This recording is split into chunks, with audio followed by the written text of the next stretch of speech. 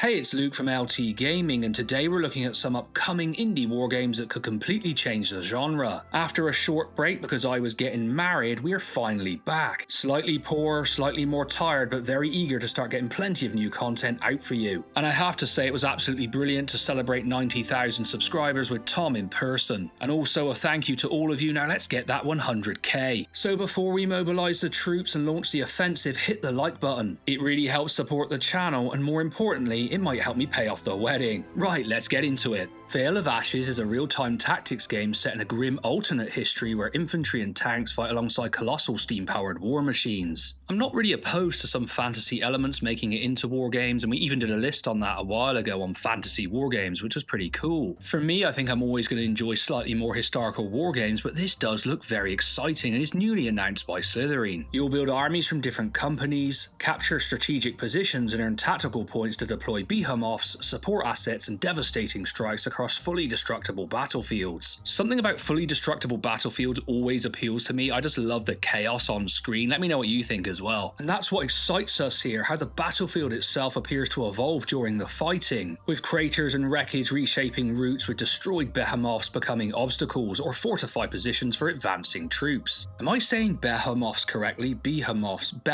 I'm not quite sure, guys, let me know. Combined with a semi-procedural campaign where losses and decisions carry forward, it could deliver battles that feel genuinely different every time you play. Super excited for this one, and stay tuned, we've more information on this game really soon. WARCOM Fortress Europe combines division level planning with platoon scale real-time combat across a fully persistent Second World War campaign. You'll establish front lines, protect supply networks and move historical formations across a hex-based model of Europe before dropping directly into pausable tactical battles whenever opposing divisions collide. What excites me is how closely these two layers appear connected. The terrain, weather, casualties and voxel destruction from every engagement remain part of the wider campaign, while experienced platoons carry their fatigue and losses into future battles. The scale and ambition of combining that strategic layer with the tactical element is so cool, and I really enjoy that in my wargaming. So when I saw this, I knew I had to feature it and get it on your wish lists. If it can deliver that seamless shift from operational command to individual shell impacts, it could offer a scale and level of battlefield persistence rarely seen in indie wargames. WARCOM, if you see this video, we'd love to do more. We'd love to feature the game and find out what LT gamers can get from this. This for me is the surprise pick of the list. I really enjoyed finding this one.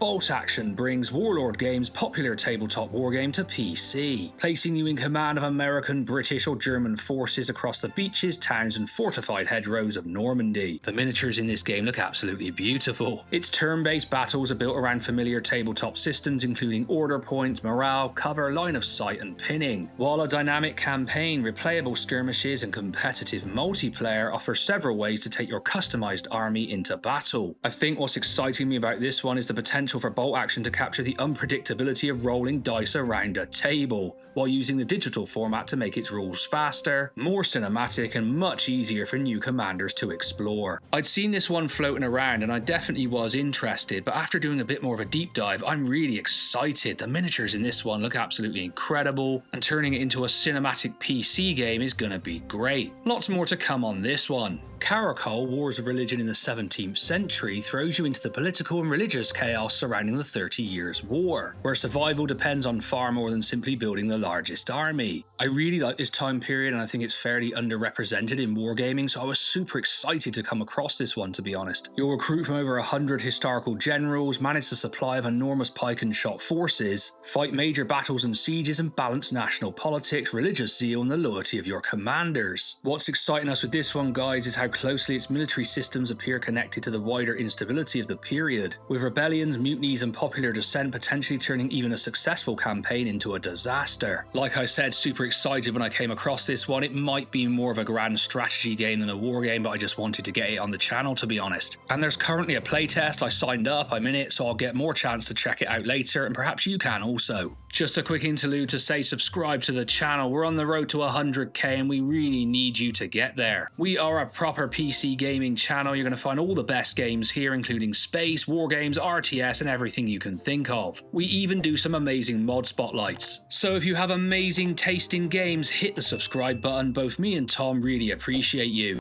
Grand Tactician Napoleonic Wars 1792 to 1815 lets you guide one of Europe's major powers from the French Revolutionary Wars through to Napoleon's final defeat at Waterloo. You'll manage politics and diplomacy, recruit historically organised armies, appoint officers and maintain supplies needed to keep enormous formations of infantry, cavalry and artillery operating in the field. It is of course the sequel to Grand Tactician the Civil War, which I did really enjoy, but I always found it performed really badly on any system that I had, so I really want to see that fixed because I think this looks absolutely epic. What excites us here is how seamlessly it aims to connect the grand campaign with battles fought at up to 1-to-1 scale, where orders must travel by courier and changing weather, visibility, morale and cohesion can completely disrupt your plans. To be honest, it sounds a little bit similar to planning a wedding. Look, she's never going to watch these videos, so I can make these jokes all day long, though she did mention LT Gaming in her little speech about me at the wedding, so you know, I better be careful. But regardless, back to this game. If it builds successfully on the foundations of Grand Tactician the Civil War, this could become one of the most ambitious Napoleonic war games ever attempted, and I'm all in. Send us an early build, we really want to play this one. Acceptable losses places you behind the front line during the First World War, commanding squads for a brutal 20-day campaign where every order carries a human cost. If you're interested in World War I games, I did do a list earlier in the year. It's a pretty sparse area, to be honest, so I'm delighted to see another game fill that void, but this period and this war was just, you know, like we said, so brutal, so dark, that they always are a little bit depressing World War I games, I think. But in this one, you'll assign men to patrols, trench repairs and assaults, then spend each night reviewing casualty reports, intelligence and requests for reinforcements, all while managing morale, fatigue, cohesion and dwindling supplies. What excites us here is how it turns the paperwork and responsibility of command into the heart of the experience. It forces you to weigh orders from headquarters against the lives of permanently vulnerable soldiers, and potentially lead them over the top yourself when the campaign reaches its most dangerous stage. It seems to really be going for that psychological impact of World War I. It's not really been on my radar that much, though I've seen a few channels cover it, but I have to say it's piqued my interest while having a look at this list. Interestingly enough, in my office I do have my great-grandfather's 1914 service medal, so yeah, you know, I do have a connection to this conflict, as I'm sure many of you do also. Pretty harrowing war, and this game seems to bring that home. SGS Vietnam War recreates the conflict from the arrival of major American forces in 1965 through to the fall of Saigon in 1975, allowing you to command either side across a full campaign or several shorter scenarios. American firepower and air mobility must be balanced across casualties, political pressure, and the battle for hearts and minds, while communist forces rely on ambushes, concealment, and growing regional loyalty to undermine their opponent. Now, as some of you will know, I have covered various SGS games over the years,